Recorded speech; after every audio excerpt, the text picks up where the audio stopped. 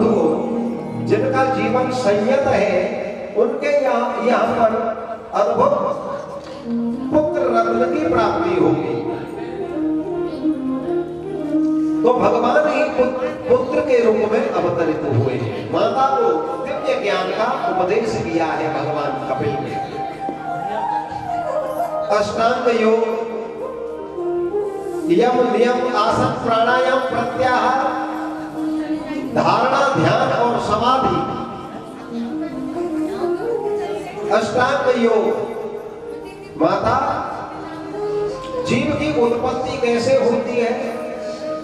पंचभूत, पंच तन्मात्रा, जल पृथ्वी जल तेज वायु आकाश, रूप रस गंध शब्द स्पर्श, ये पंच तन्मात्रा, मन बुद्धि चित्त अहंकार, 24 तत्वों से जीव की उत्पत्ति।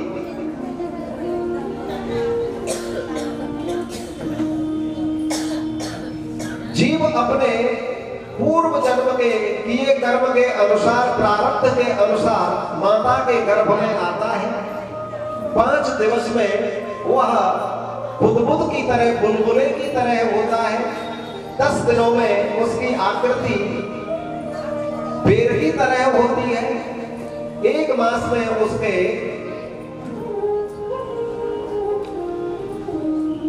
सिर, दूसरे मास में हाथ पैर, ऐसे ही धीरे धीरे वह अर्भक वृद्धि को प्राप्त होता है।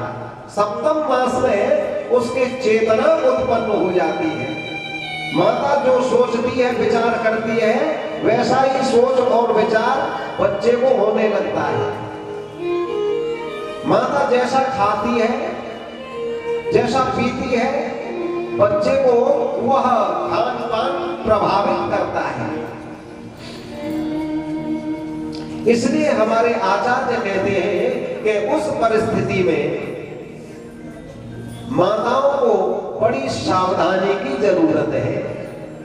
गर्भिणी माता को बड़े ध्यान से आचरण करना चाहिए, बड़ी सावधानी से जीवन जीना चाहिए। भगवान की लीला कथा का श्रवण करते रहना चाहिए। अपने बड़े बुजुर्गों का मान सम्मान, उनकी सेवा शुश्रूषा करते रहना चाहिए। बड़े बुजुर्गों की सेवा शुश्रूषा तो आजीवन ही करनी चाहिए, लेकिन विशेष बात गर्भिणी माता को भगवान का चिंतन, पूजन, मनन, निधिध्यासन, नाम जप, नाम गान में ही जीवन बिताना चाहिए। ये अवधि बितानी चाहिए, क्योंकि गर्भस्थ शिशु पर उसका बड़ा प्रभाव होता है। लोग कहते हैं महाराज हमारा बच्चा बड़ा तेज है। कैसे तेज है? बोले अभी 2 वर्ष का है, मोबाइल खूब बढ़िया तरह से चलाता है, कुछ भी इस पर निकलवा लो। और हम बूढ़े हो गए, हम कुछ नहीं जानते इसमें। तुम बूढ़े हो गए, तुम्हारी भैया का उस समय मोबाइल चलाती थी जो तुम चलाओगे, या कि भैया को समय तो पूरा मोबाइल चलाए हुए बीते, तो वो गर्भ में ही सीख जाता है। तो कहने का भाव, माता को बड़ी सावधानी बरतनी चाहिए। यदि अपने बच्चे का कल्याण चाहते हैं, तो यदि सुंदर बच्चा चाहते हैं, अच्छे आचरण वाला बालक चाहते हैं, चरपरा खाती है भैया, खट्टा खाती है, बालक को आहत करता है वो पदार्थ। इसलिए आहार के विषय में हमारे शास्त्रों ने बड़ी सुंदर बात कही है, कैसा हमको खाना चाहिए। चरपरा खाएंगे तो मंत्री है, हमको कष्ट देगा। भोजन करते समय भी कष्ट, और भोजन के उपरांत वो अवशिष्ट हो जाता है, त्यागते समय भी कष्ट।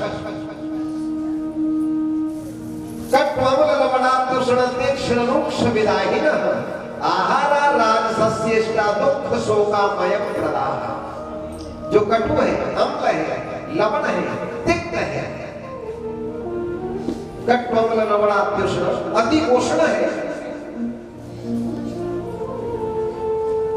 गरम गरम खाने वाले, रुक्ष रूखा है,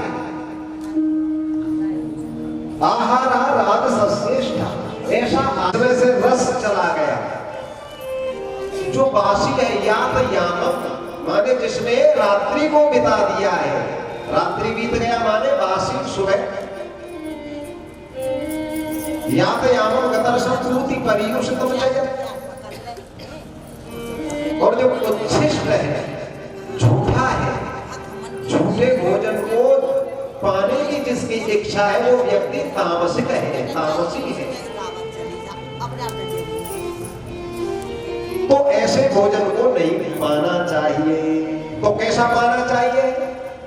तो गुण की वृद्धि हो, ऐसे भोजन को करना चाहिए। वो भोजन कौन सा है महाराज, आप बताएं तो सही।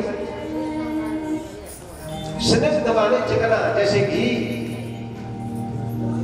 आयु सत्व बलारोग्य सुख प्रीति विवर्धन, आहारा सात्विक प्रिया। दूध है, घी है, मक्खन, ये सब सात्विक आहार है। रसीला पदार्थ ये सब है, इनसे मन मस्तिष्क प्रफुल्लित रहेगा, प्रसन्न रहेगा, दिव्य आयु को प्राप्त करेगा, लंबी आयु को प्राप्त करेगा। सत्वगुण प्रदान करने वाले ये आहार है। तो सत्वगुण वाला आहार मैया को करना चाहिए। आप कितना भी कहो, लेकिन वो तो ठेली पे पहुंचेगी। कौन सी ठेली पे? गोलगप्पे वाली पे। गोलगप्पे, ये गोलगप्पे बहुत नुकसानदेह है, बहुत कष्टदायक है गर्भस्थ शिशु के लिए।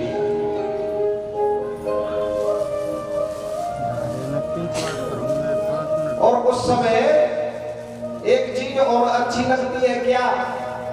मिट्टी चूल्हे की। कई सकोरे रखे थे, वो एक घर में नहीं बचा। कौन खा गया? अरे वो ही खाई गई होगी। इसलिए सावधान,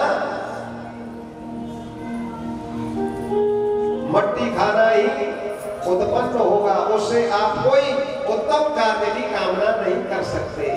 इसलिए हमें सुंदर आहार, सुंदर दृश्य, सुंदर शब्द श्रवण करना चाहिए उस स्थिति परिस्थिति में।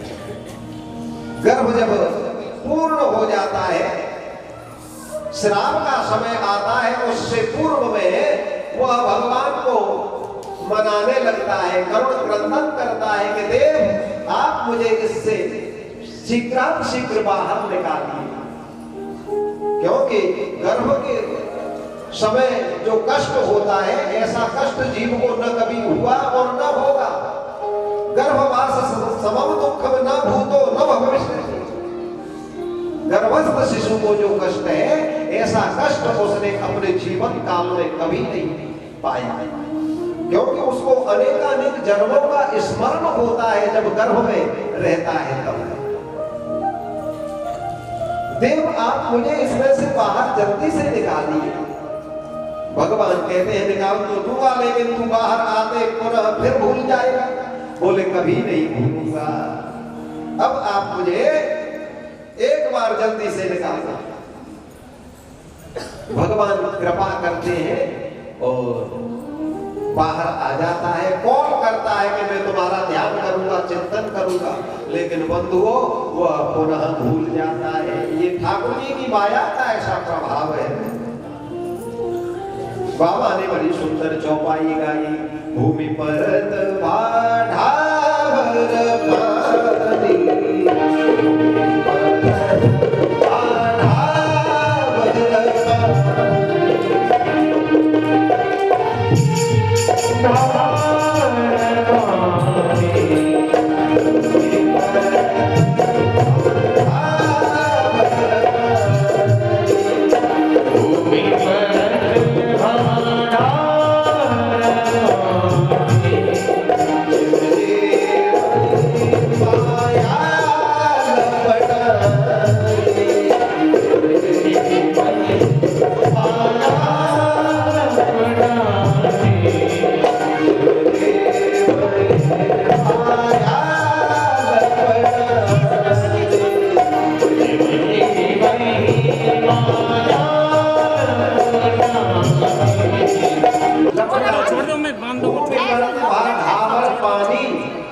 जिम जीवही माया लपटानी।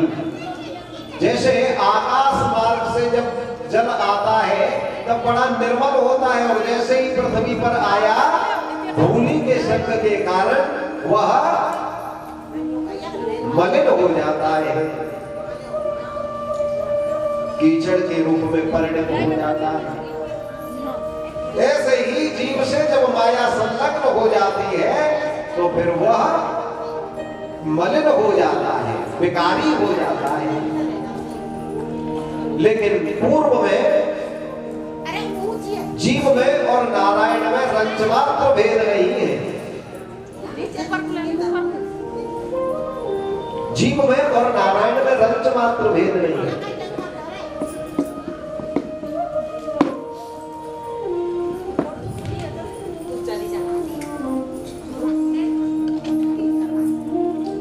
बाहर आ गया और स्त्री पुत्र में ऐसा विमोहित हुआ कि नारायण को भुला दिया, सारा जीवन ऐसे ही चला गया। तब भगवान शंकराचार्य ने जीव को सावधान करने के लिए बड़ी सुंदर बात कही है। तो पार्जन सकता निज परिवार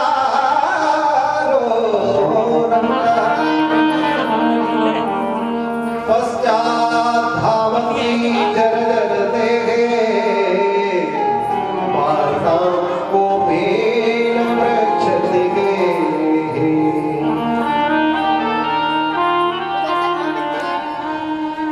यावत बिंदु पार्जन सकता तावत निज परिवारों रखता। जब तक जीव धन उपार्जन में सशक्त रहता है तब तक उसकी स्त्री और पुत्र उसमें अनुरक्त रहते हैं, और जैसे ही वो जर्जर हुआ, बूढ़ा हुआ, बुढ़ापे ने घेरा, न स्त्री पूछे और न पुत्र पूछे। वार्ता को अभी न पृच्छति लेहि, घर में कोई भी वार्ता नहीं पूछता, और हटा जबरदस्ती स्वयं बोलने भी लगता है तो इस बूढ़े से शांत नहीं रहा जाता। बोलना नहीं आता है तो ये नहीं कि शांत रहे, मौन रहे, लेकिन इतना माया में संलग्न है, माया के द्वारा ग्रसित है कि उसे वैराग्य हो ही नहीं रहा। पौत्र आदिकों से फटकार लगती है और फिर भी सलाह देने लगता है। तो भगवान शंकराचार्य कहते हैं भज गोविंदम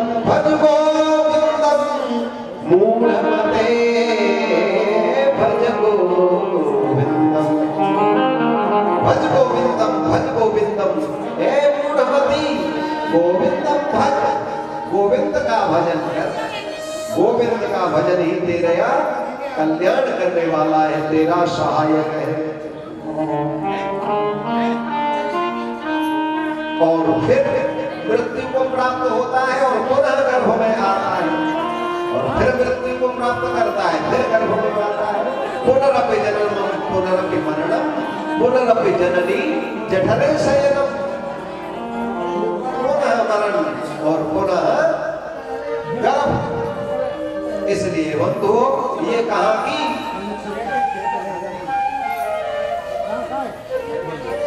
चतुरता, ये कहाँ का विज्ञान। इसलिए समय रहते जीव को सावधान हो जाना चाहिए और अपने कल्याण का मार्ग प्रशस्त करना चाहिए। माता के लिए दिव्य ज्ञान का उपदेश किया। माता भगवान की भक्ति के अलावा जीव के कल्याण का कोई भी मार्ग नहीं। सर्वोत्तम मार्ग भगवान की भक्ति का ही है। भगवान के प्रेम के कारण जीव अपना कल्याण कर सकता है। माता देवहूति पुत्र से उपदेशित होकर के ज्ञान प्राप्त करके जल के रूप में बहने लगी और वो सिद्धदा नदी के रूप में परिणत हो गई। और भगवान कपिल गंगा सागर के लिए प्रस्थान कर गए और जाकर के ध्यानस्थ हो। भगवान श्री शुकाचार्य निवेदन करते हैं, राजन, जो आकृति है रुचि प्रजापति के लिए ब्याही, उनसे स्त्री और पुरुष का एक जोड़ा उत्पन्न हुआ। पुत्र को मनु महाराज ले गए और जो पुत्री है वो अपनी माता के पास ले रही, और पुत्र का धर्म के अनुसार उन दोनों का विवाह हुआ। ये स्त्री पुरुष जो है ये यज्ञ और दक्षिणा के रूप में ही प्रकट हुए हैं। भगवान नारायण और लक्ष्मी ही प्रकट हुए।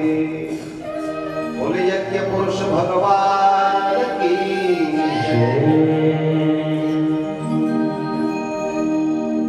प्रसूति का विवाह दक्ष प्रजापति के यहाँ हुआ, जिनकी पुत्री है सबसे छोटी सती, इनसे बड़ी है 15 अन्यान्य बहन, सबसे छोटी सती है। श्री शुकाचार्य भगवान से महाराज प्रश्न करते हैं और शौनकादिक सूत जी महाराज से प्रश्न करते हैं कि देव, हमने सुना कि दक्ष और भगवान भोलेनाथ का मनोमालिन्य हुआ। भगवान भोलेनाथ और दक्ष का मनोमालिन्य कैसे हुआ? दक्ष ने अपनी पुत्री का अपमान क्यों किया? पुत्री तो पिता को अतिशय प्रिय होती है, जो 10 पुत्रों की बराबरी करती है। यदि एक पुत्री व्यक्ति को प्राप्त हो गई तो समझ लो उसके 10 पुत्रों का जन्म एक साथ हुआ है। 10 पुत्र समा कन्या और 10 कन्या समो ध्रुव, ये शास्त्र का कथन है। लेकिन लोगों को ऐसा लगता है कि पुत्री है भाई, एक पुत्र हो जाए और पुत्री पुत्री पुत्री पुत्री होती चली जाती है। और सरकार ने तो आज ये नियम कर दिया है कि 2 ही संतान, तीसरी संतान नहीं होगी। तब अब हार मान करके आदमी 2 पुत्री यदि यही हुई है तो तीसरी नहीं कर सकता, तीसरा पुत्र के लिए वह यत्न नहीं कर सकता। इसलिए बंधुओं, इस शास्त्र का कथन है कि यदि एक पुत्री है तो समझ लो कि ये 10 पुत्र है। पुत्री पुत्र से कम नहीं है, पुत्री तो पुत्रों से श्रेष्ठ है, पुत्रों से बढ़कर के है।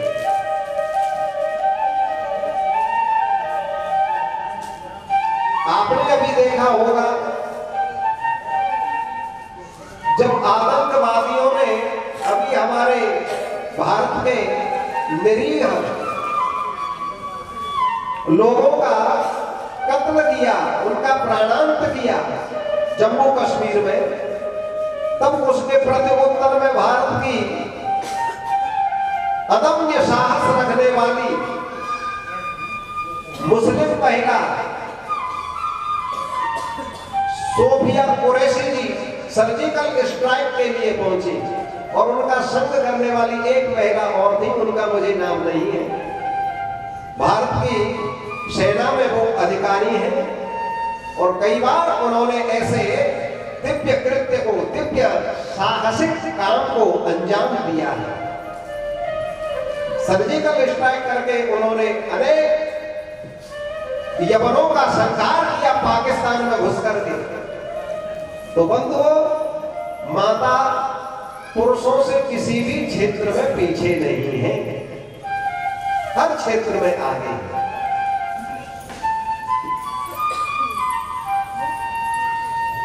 तो कैसे इनका मनोमालिन्य हुआ और पुत्री का इन्होंने परित्याग किया, सो कथा व्यक्त।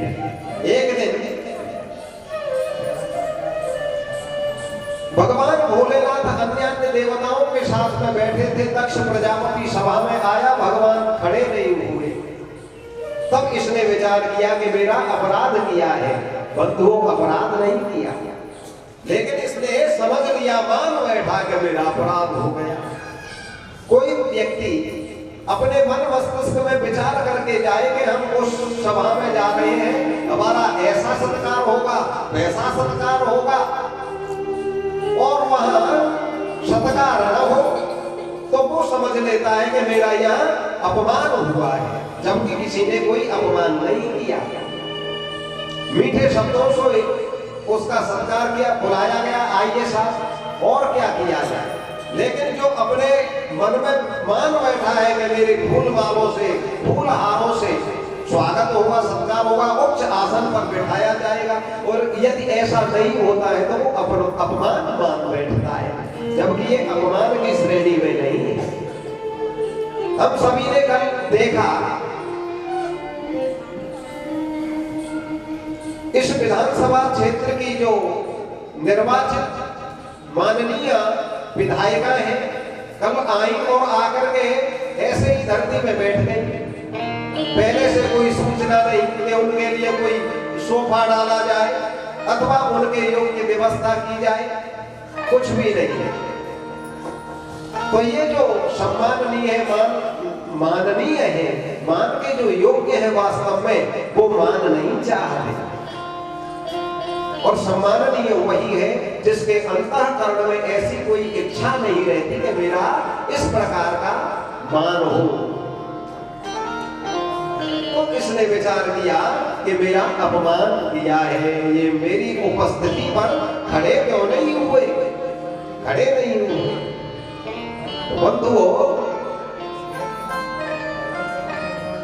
भगवान भोलेनाथ के साथ में मनोमालिन्य हुआ और इसने यज्ञ की रचना की। अन्यान्य देवताओं को न्योता दिया गया, लेकिन भगवान भोलेनाथ को कोई न्योता निमंत्रण नहीं।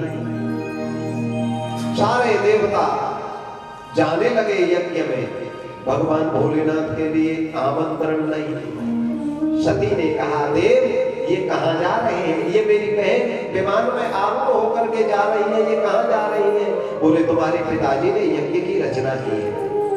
बोले चलो हम भी चलेंगे। बोले नहीं, ये हमारे ही कारण की है, हमसे प्रतिशोध की भावना से, जबकि हमने कोई अपराध नहीं किया, कोई अपमान नहीं किया उनका।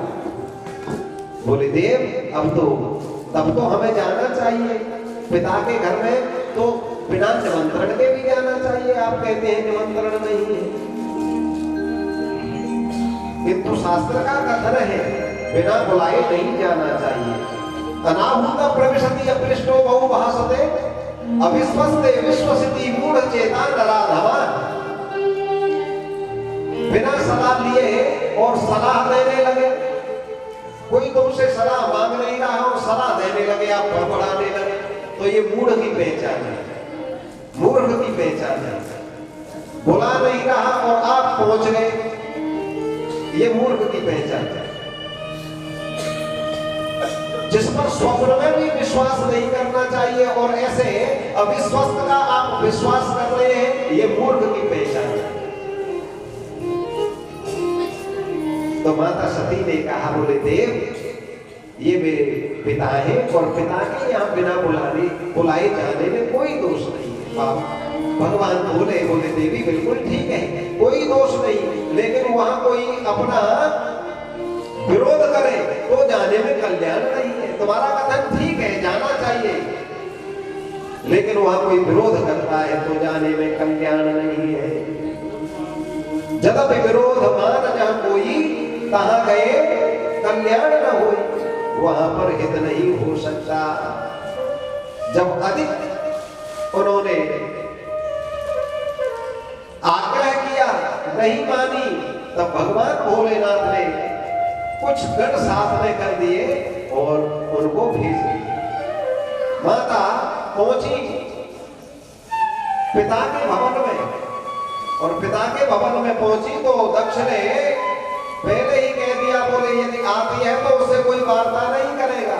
तो दक्ष के त्रास के कारण, दक्ष के भय के कारण कोई भी बहन उससे वार्ता नहीं करती है। लेकिन माता ने दक्ष के त्रास को विलग कर दिया, पृथक कर दिया, अलग कर दिया, ध्यान में नहीं रखा, और केवल मिली तो कोई एक माता मिली। बंधुओं, माता पिता जब घर हो जाता है तो बेटी को वो घर पराया सा लगने लगता है। माता और पिता चले जाते हैं तो फिर वो घर नीरसता आ जाती है उस घर में। घर वही है।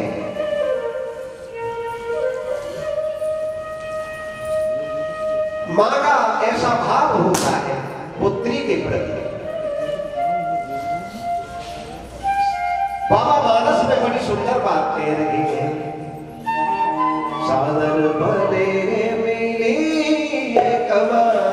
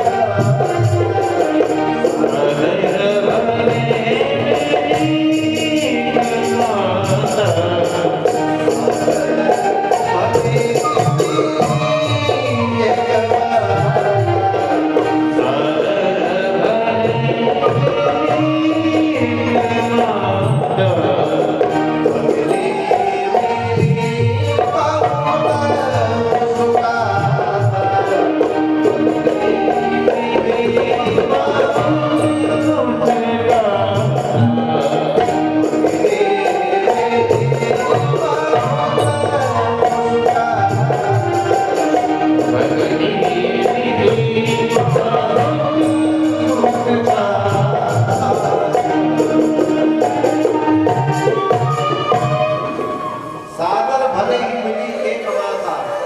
भगिनी मिली बहुत मुस्कुराता। यदि कोई आदर के साथ मिली है तो वो माता, और कहे तो उनका उपहास करने लगी। बोले सती अकेली कैसे आई है? वो कहाँ है वृषकेतु? भोलेनाथ कहाँ है? भगवान शुकाचार्य कहते हैं महाराज जैसे ही सती ने देखा आगे बढ़ करके समस्त देवताओं का भाग है किंतु उनके स्वामी का कोई भाग नहीं। तब उन्होंने कहा जहां मेरे पति का अपमान वहां रह करके मैं क्या करूंगी? अब जी करके मैं कहा क्या करूंगी? लोग मुझे मेरे पिता के नाम के साथ में पुकारेंगे, दक्ष तनया कहेंगे, दक्ष सुधा कहेंगे, और ये मैं सुनना नहीं चाहती। और उस यज्ञ कुंड में, हवन कुंड में उन्होंने अपने प्राणों की आहुति दे दी।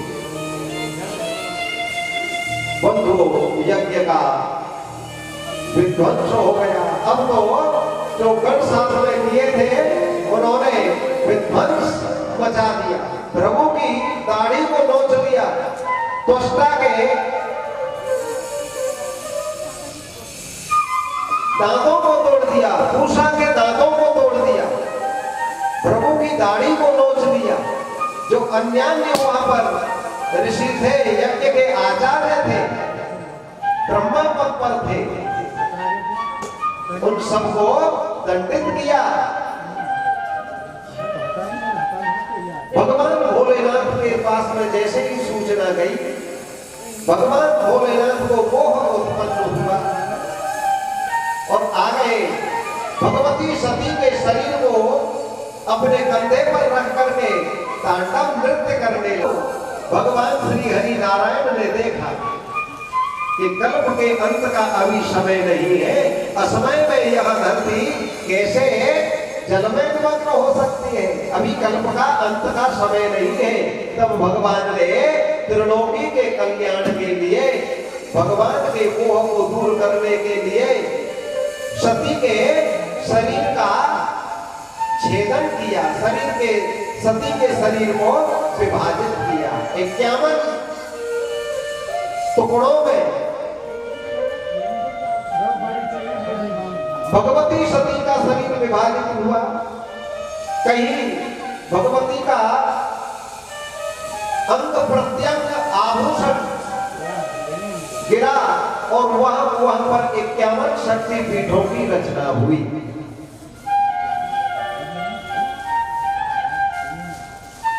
और जैसे ही सती का शरीर जब भगवान से विरह हुआ तब उनको शांति हुई। अब तो दक्ष की यज्ञ पूर्ति कैसे हो, तब ब्रह्मादि देवताओं को साथ में करके दक्ष को जीवित करने के लिए उन्होंने भगवान का निवेदन किया, भगवान से निवेदन किया। बोले देव आप प्रसन्न होइए, दक्ष तुम्हारे ससुर हैं, मैं जानता हूं कि ये अपराधी है, इसको ऐसा कृत्य नहीं करना चाहिए था, इसको आप जीवन प्रदान करिए। भगवान भोलेनाथ तो आशुतोष है, भक्तों के निवेदन पर यह शीघ्र ही प्रसन्न होने वाले हैं, तुष्ट होने वाले हैं, राजी होने वाले हैं।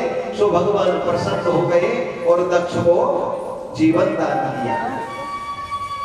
लेकिन ये अनर्गल बोलने वाला है, बकबक करने वाला है, इसके धड़ पर बखा गया और जीवन दान किया गया दक्ष को।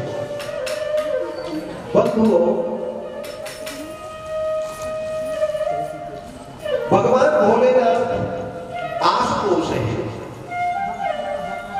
भगवान भोलेनाथ की हम अत्यधिक पूजा न कर पाए तो उनके शिवालय में जाकर के महादेव महादेव महादेव 3 बार जो महादेव महादेव कहता है, सत्य ही भगवान भोलेनाथ उस पर कृपा करने वाले होते हैं, कृपा करते हैं। महादेव महादेव महादेवेतियो पदे एकेन शंभुक्रीतः स्यात् द्वाभ्यां शंभुर्णी भवेत्। महादेव महादेव महादेव,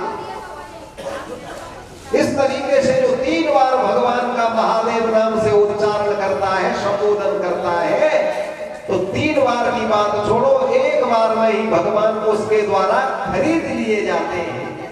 एकेन शंभुक्रीतः स्यात् द्वाभ्यां शंभुर्णी भवेत्, और 2 बार अधिक कहने पर भगवान उसके ऋणी हो जाते हैं।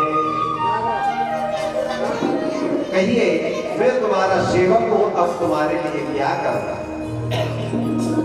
तो ऐसा परम दयालु देवता, कृपालु देवता कहां मिलेगा।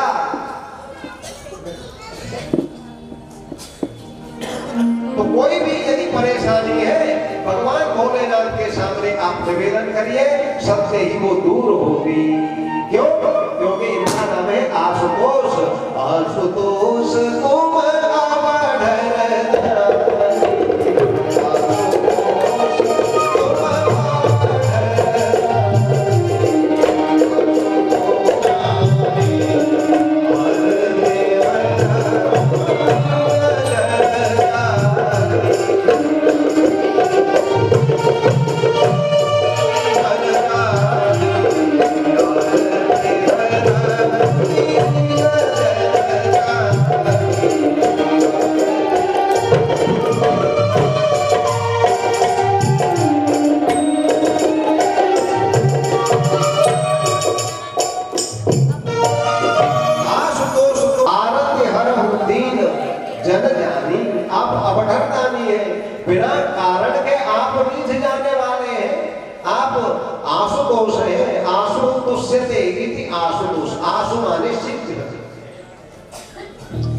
भगवान परम प्रसन्न हुए और दक्ष को पुनर्जीवन दान दिया।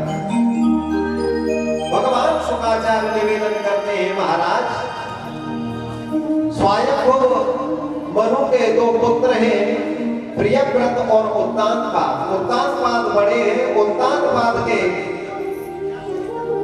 बड़ी सुशीला सुचरित्रा पत्नी है जिसका नाम है सुनीति। अनेकों वर्ष बीत गए लेकिन कोई संतान उत्पन्न नहीं हुई। सुनीति ने कहा, देव वंश के विस्तार के लिए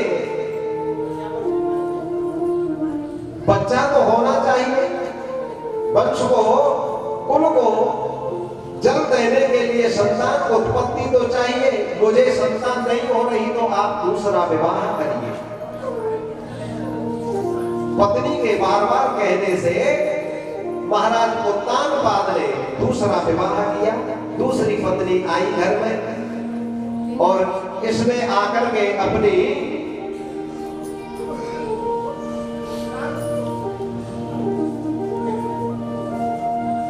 जिसने मान लिया कि ये मेरी शौत है और शौत मान करके उसको बाहर निकलवा दिया। मैं तब रहूंगी जब तुम इसको निकाल दोगे, बड़ी को निकाल दोगे, अपनी इस पहली पत्नी को निकाल दोगे, तब मैं रह पाऊंगी।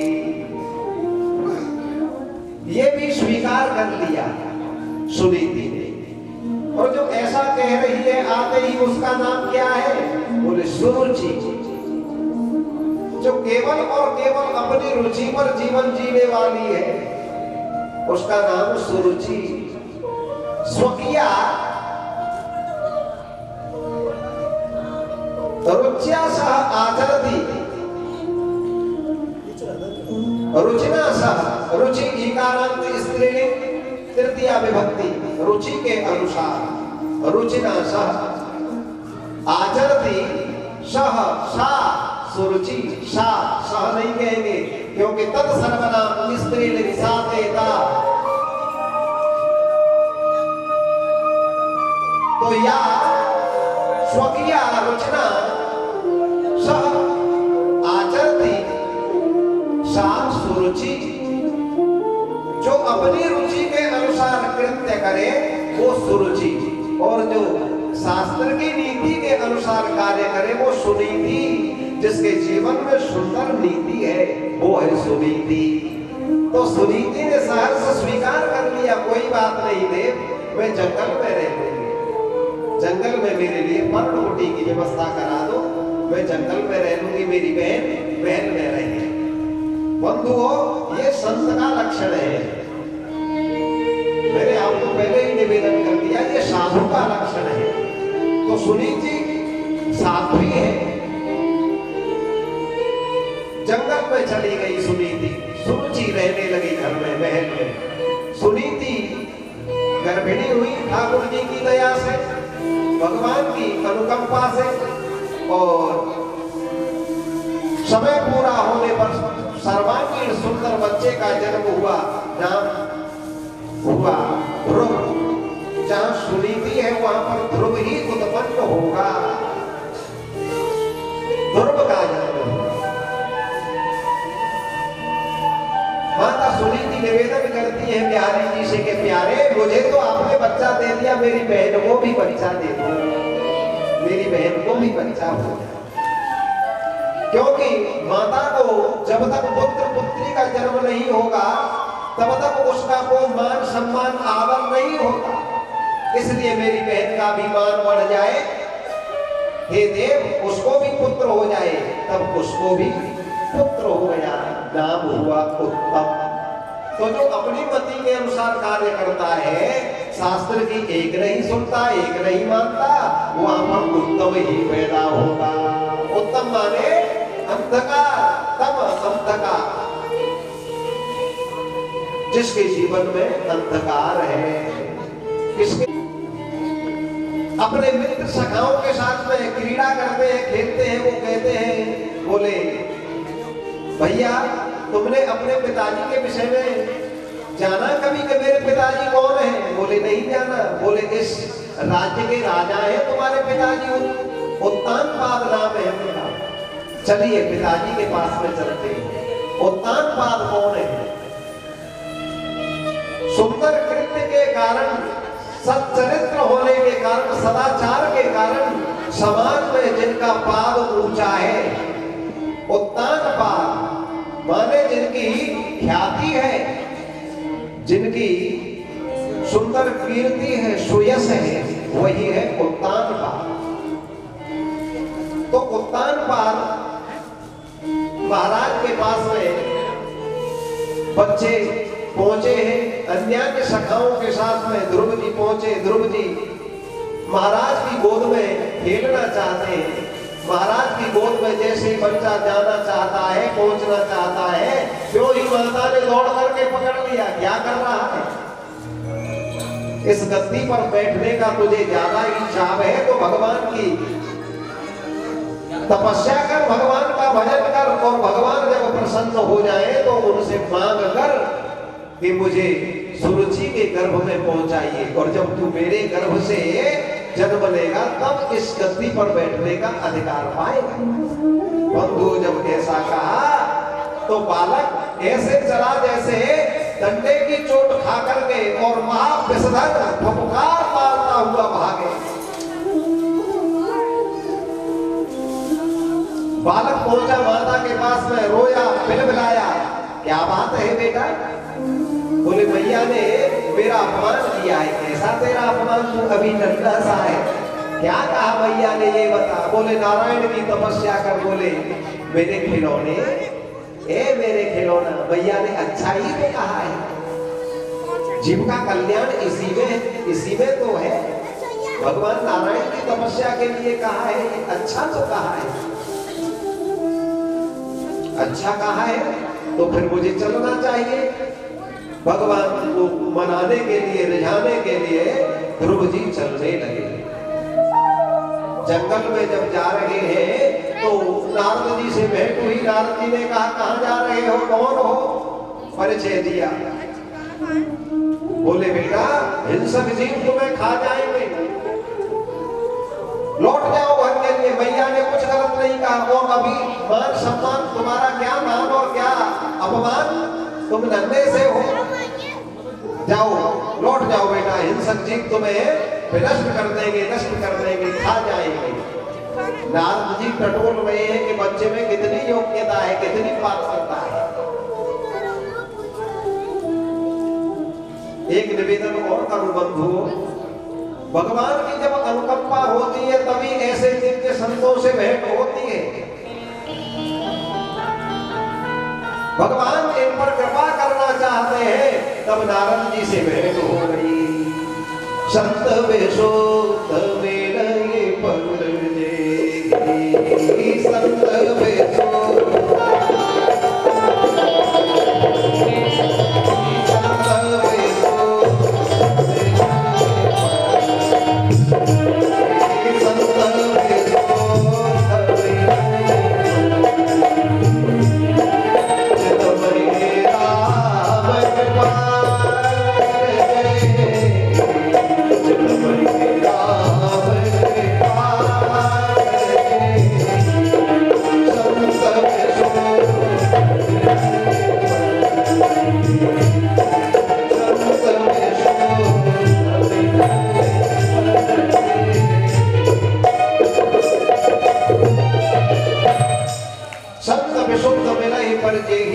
चितमयि राम कृपा करते ही।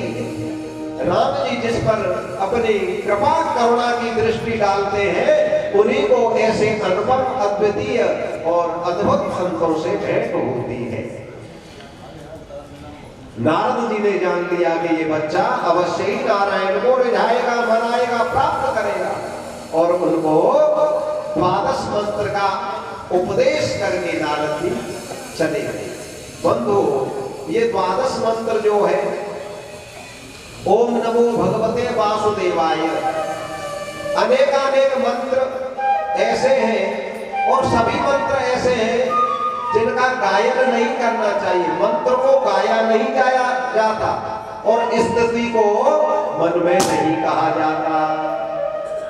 मंत्र का मनन किया जाता है और स्थिति को गाया जाता है। लेकिन आजकल हम देख रहे हैं कि मंत्रों की धुन चल रही है, जिन मंत्र का होठों से भी उच्चारण नहीं, होठ भी जिसमें नहीं हिलने चाहिए, और वो मंत्र आज यंत्रों में चल रहे हैं। जैसे गायत्री मंत्र है, गायत्री मंत्र का उच्चारण नहीं किया जाता, होठ भी नहीं हिलने चाहिए, और वो यंत्रों में बज रहा है। ये गलत है। अरे आप ये सब ऐसे ही कहते रहते हैं, ये सब गलत बात है। कौन कहता है? अरे शास्त्र कहता है, और कौन कहता है? मैंने पहले ही आपको निवेदन किया कि क्या करना चाहिए क्या नहीं करना चाहिए। इसमें माध्यम शास्त्र है। तस्मात् शास्त्रम प्रमाणम ते कार्य कार्य व्यवस्थितम। क्या कार्य है और क्या अकार्य है, इसमें शास्त्र प्रमाण है। तो शास्त्र का इसमें निषेध है, शास्त्र ने निषेध किया।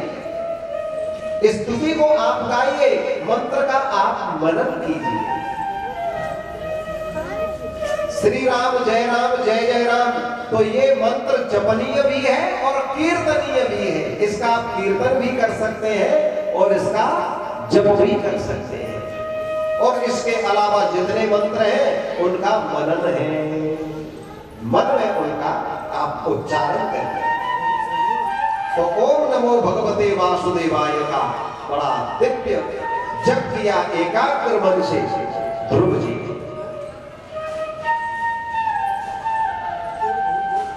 और अल्प समय में प्रथम महीने में कैत फल का भक्षण किया, कैत फल खाए। 1 महीने के बाद में कैत भी छोड़ दिया, सूखे पत्ते भी छोड़ दिए। दूसरे माह में सूखा पत्ता भी छोड़ दिया। जल पी करके रहे, तीसरे में जल भी छोड़ दिया। चौथे में वायु का पान किया और बंधुओं चौथे में वायु का भी पान छोड़ दिया और वायु को अपने में अवरुद्ध कर लिया। वायु जैसे ही अवरुद्ध हुई, अब तो त्रिलोकी के प्राण छटपटाने लगे, क्योंकि भगवान सर्वभूत हृदय है। और भगवान का जब इन्होंने ध्यान दिया तो सबकी प्राण वायु अवरुद्ध हो गई। अब तो ऐसा लगता है मानो प्राण निकल ही जाएंगे। ब्रह्मादि देवता नारायण के पास में पहुंचे, तब नारायण ने ध्यान किया तो कहा, बोले मेरा नन्हा भक्त मुझे मना रहा है, मेरा ध्यान कर रहा है। तब भगवान ने ये नहीं कहा कि मैं उसके इच्छा पूर्ति के लिए, उसको दर्शन देने के लिए जा रहा हूं, नहीं, मैं अपने नन्हे भक्त का दर्शन पाने के लिए जा रहा हूं, दर्शन करने के लिए जा रहा हूं और मैं तुम्हारे कष्ट को अभी दूर किए देता हूं। भगवान आए मधुवन में और ध्रुव जी के सामने अवस्थित हुए, खड़े हुए, लेकिन ध्रुव जी तो भगवान में डूबे हुए निमग्न है। अब कैसे त्रिलोकी का प्राण संकट दूर हो। भगवान ने विचार किया कि ये मेरी माधुरी मूर्ति का, त्रवंगा ललित माधुरी मूर्ति का दर्शन अपने हृदय देश में कर रहे हैं, तब तक मैं इस मूर्ति को विलग नहीं करूंगा, तब तक लाभ नहीं होगा त्रिलोकी का। अब हृदय से मूर्ति बिलक गई, क्यों ही ऐसा लगा मानो ध्रुव जी का प्राण निकलने वाला हो, प्राण छटपटाने लगे ध्रुव जी के।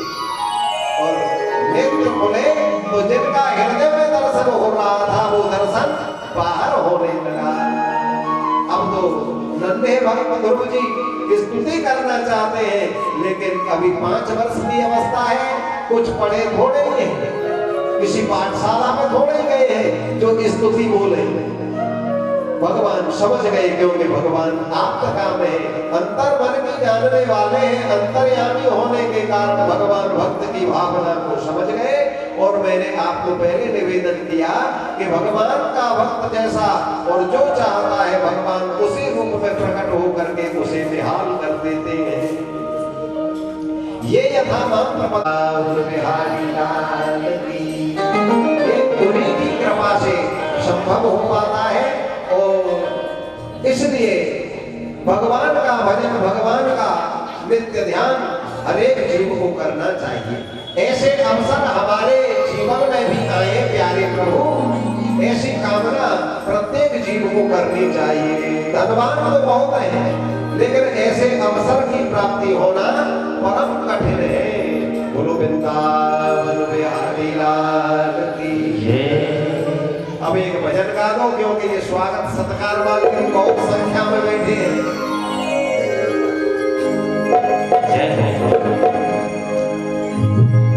बोली कौन के बिहारी लाल की, बोली राधा रानी सरकार की, बोली भागवत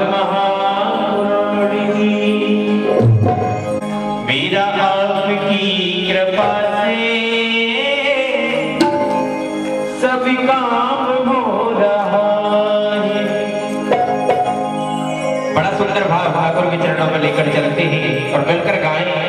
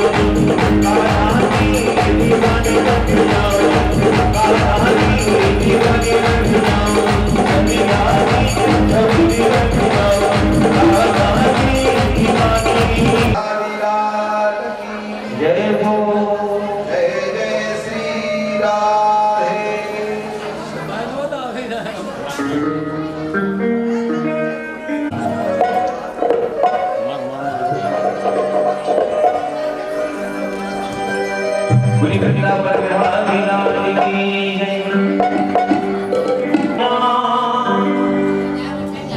उनकी बाधा दूर करे मुरली वालों जिगर के इशारों बुलाए गई करके इशारों बुलाए गई बरसाने की छोरी राधा गोरी करके इशारों बुलाए गई करके इशारों बुलाए गई बरसाने की छोरी राधा गोरी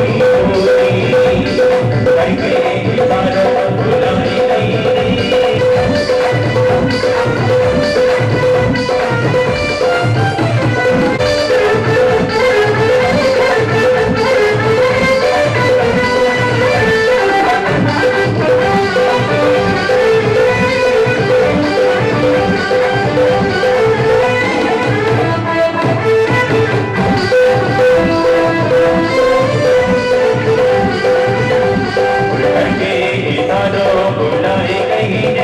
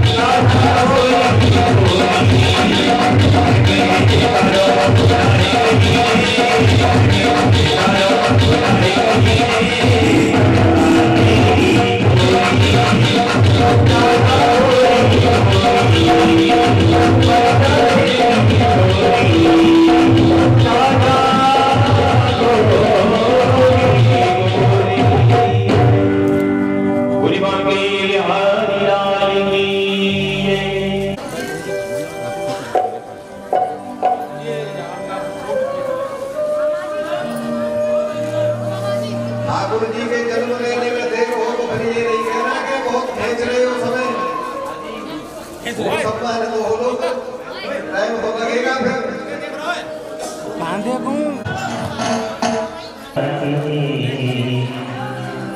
मेरे